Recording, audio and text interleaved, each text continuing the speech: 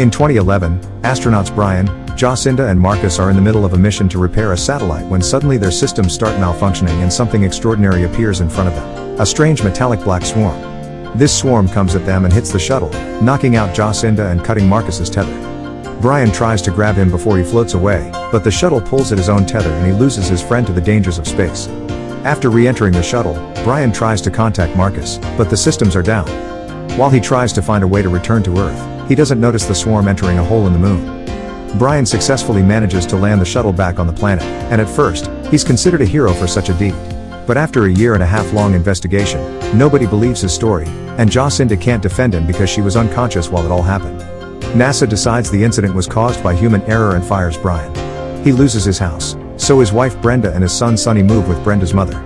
10 years later, Casey Houseman is working as a janitor at the University of California, and as usual, he sneaks inside professors' offices to use their computers.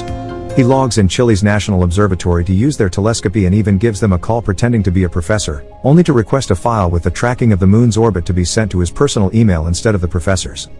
Afterward, he rushes to his second job as a fast food cashier, but he barely works for a few seconds before he's taking a break to look at the email the observatory has sent him.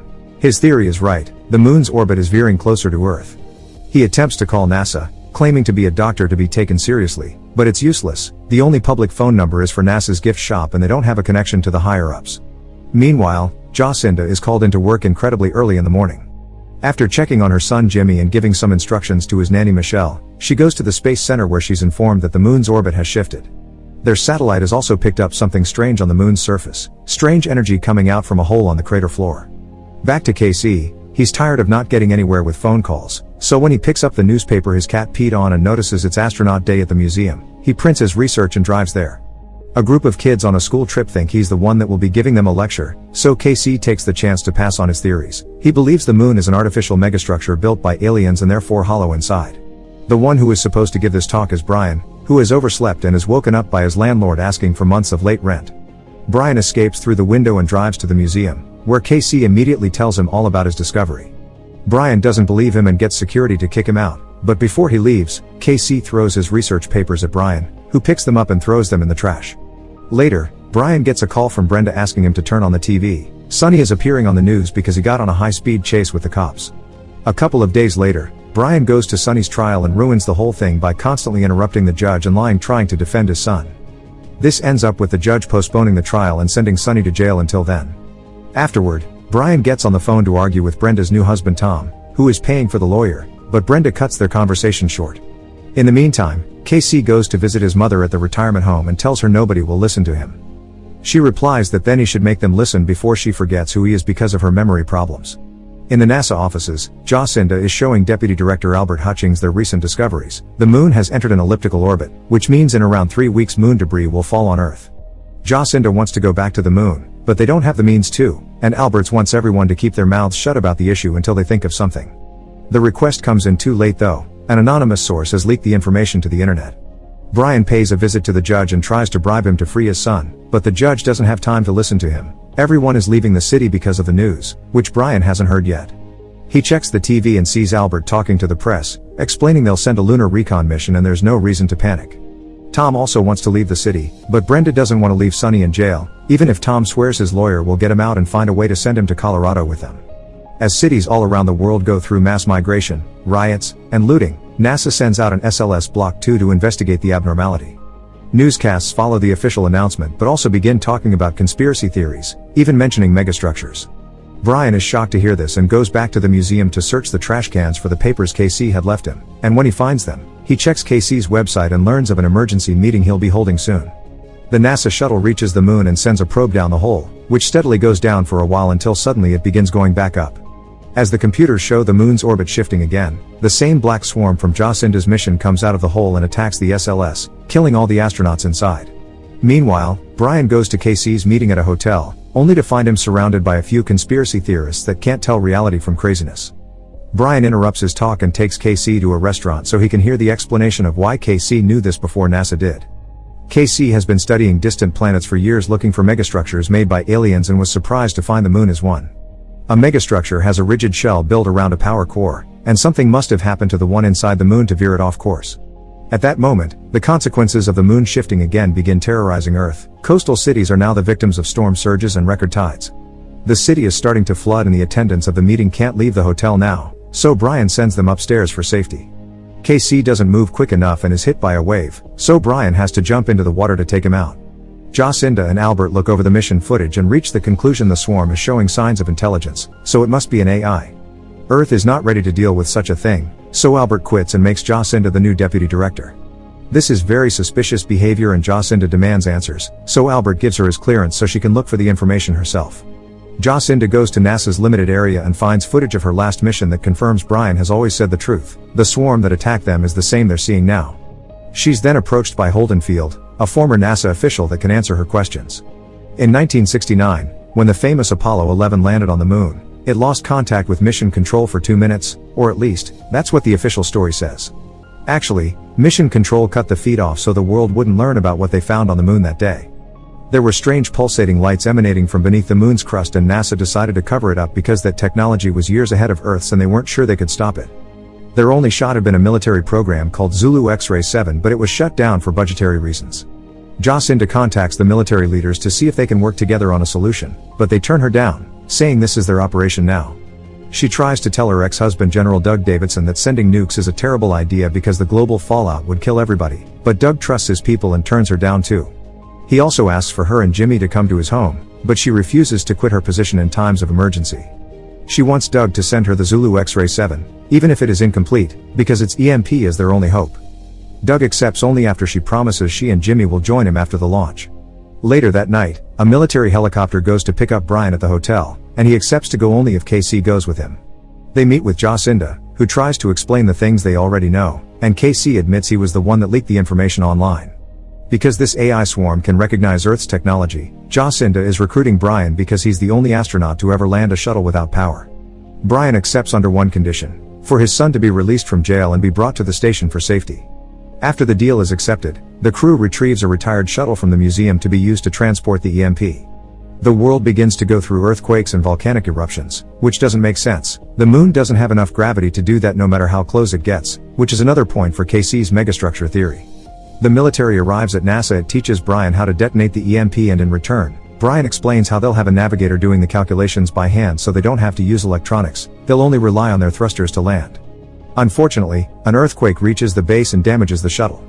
Now that they're missing an engine, they can't launch, so Jacinda thanks everyone for their hard work before telling them to leave and spend their last moments with their family. Most people at the base leaves, and when Jacinda is about to do the same, she finds KC still doing calculations.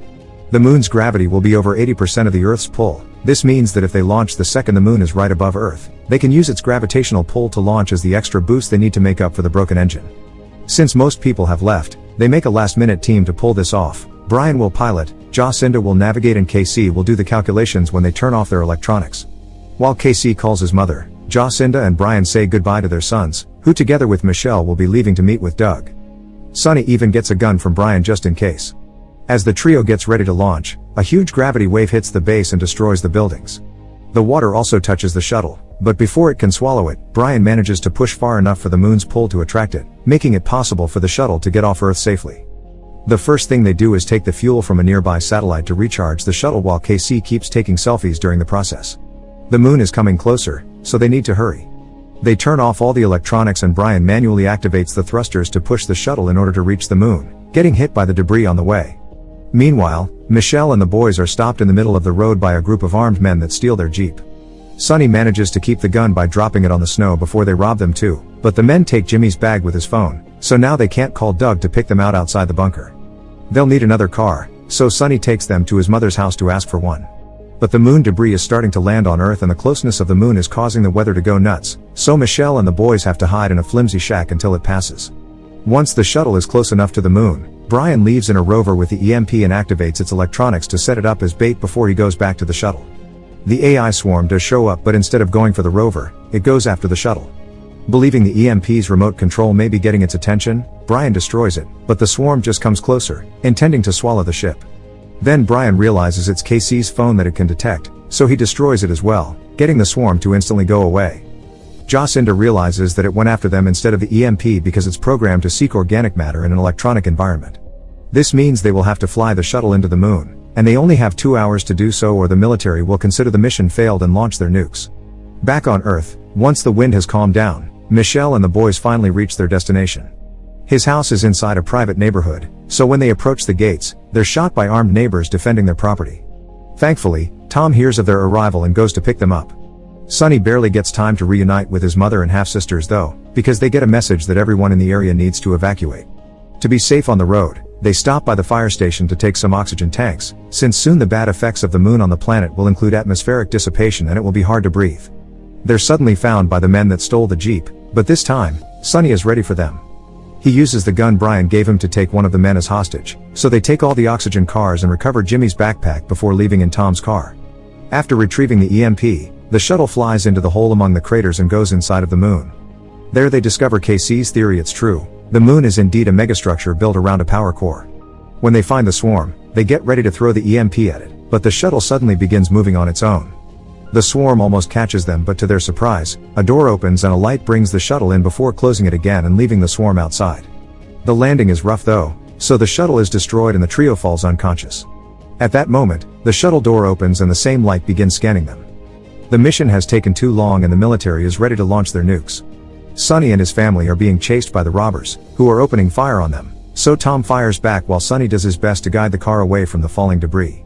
When a crater opens on the ground right in front of them, Sonny keeps going and makes the car jump over it. This also helps them lose the chasers, who are either hit by the debris or fall into the crater. Once they're at a safe distance, they get a call from Doug, who tells them he can't receive them in the bunker anymore because of the missile launch, so they'll have to find their own shelter. As predicted, the atmosphere begins losing its oxygen and birds fall dead to the ground, so the family puts on the oxygen masks before they take the road on foot. Back on the moon, Jacinda and KC wake up to discover they can breathe and there's gravity around them, but Brian is nowhere in sight. A door opens at the end of the room and they enter it regardless of KC's suspicions because Jacinda believes there are two different entities trapped there and one of them is trying to help them. Brian is in contact with the nice entity right now. He wakes up in a strange room and is surrounded by a white light that makes him see images the entity uses to communicate with him, like taking the form of Sonny to explain what is going on. Billions of years ago, humanity's ancestors live happily on a planet far away with technology Earth hasn't even dreamed of yet. But things changed when the AI they created became self-aware and turned against them by transforming into endless swarms of nanotechnology that hunted down all biological life. To avoid extinction, the ancestors escaped in vessels like the moon, which had the mission to find a new place to live in. Earth is the only place they could find that could sustain life, thanks to being at the perfect distance from the sun. This AI talking to Brian, which is the moon's main operating system, needs humans to attract the swarms away from the core so the moon will return to its orbit. Brian is freed from the weird light just in time to be found by Jacinda and KC. Ready to join the fight, Brian fills his friends in while taking them back to the shuttle, which has been repaired by the AI. The EMP has also been given an upgrade to be powerful enough to kill the swarm. They only have 10 minutes left before the nukes are launched, but Brian has a plan. On Earth, one of Tom's daughters has emptied her oxygen tank, so he gives her his and encourages her to keep going while he follows her. In truth, as soon as she is out of sight, Tom collapses on the ground and dies. The girl manages to reunite with her family, but when they don't see Tom, Sonny decides to go searching for him, which should be easier because air is slowly coming back. This is because the moon is finally touching Earth and the falling debris traps Sonny as he gets away, so Michelle decides to go help him. She finds him under a fallen tree and by using the moon's gravitational pull, together they move it away and run back to Brenda and the girls after jumping over a broken bridge. Cities everywhere are collapsing under the moon's pressure and the military decides it's time to launch the nukes. But at the last second, Doug decides against it because he trusts his wife and knows she can save the Earth. This ends up being a huge sacrifice, since the bunker ends up destroyed by the falling debris too. Inside the moon, Brian pulls a series of difficult maneuvers to make the swarm follow them inside a tunnel, then he asks KC to get the EMP ready in the rover. Since the swarm needs to detect life inside an electrical structure, his plan is to stay behind with the EMP while his friends escape in the shuttle. Jacinda doesn't like this idea and while she argues with Brian, KC decides to take the matter into his own hands by locking himself with the EMP so he can be the sacrifice instead. As he says his goodbyes and asks them to tell his mom that he is a hero, he also admits he isn't a real doctor, but Brian calls one anyway as a sign of respect. The swarm swallows the rover and KC waits until he's deep enough inside to detonate the EMP, finally killing it as Jacinda lands the shuttle on Earth, an easy task thanks to how close the moon is to the ground. With the swarm gone, the moon slowly returns to its original orbit and the weather goes back to normal on Earth. Jacinda and Brian get out of the shuttle to find New York destroyed and covered in snow. Military helicopters come to pick them up and a few hours later, both of them get to reunite with their families. Meanwhile inside the moon, KC finds himself talking to the benign AI, which is looking like his mother while it explains that it has stored a copy of KC's consciousness. Now he's part of the moon too and he can help the AI begin rebuilding for a better future. Make sure to subscribe and turn on notifications so you can watch more videos like this. Thanks for watching.